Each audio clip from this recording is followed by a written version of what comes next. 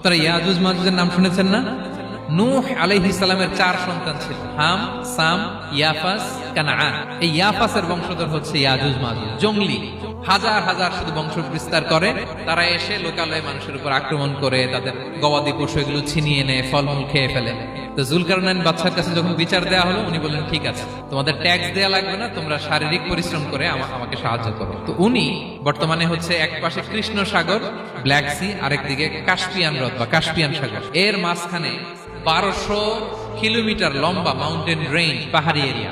এইখানে দুই পাহাড়ের মাঝখানে ফাঁকা জায়গায় তিনি বড় বড় লোহার পাত, এরপরে তামা, সীসা গালিয়ে বিশাল একটা ওয়াল তৈরি করলেন। এখন আর ইয়াজুজ মাজুজ আসতে পারে। ওরা প্রতিদিন এটা ভাঙার চেষ্টা করে, ভাঙতে ভাঙতে আরেকটু ভাঙলেই ভেঙে যাবে।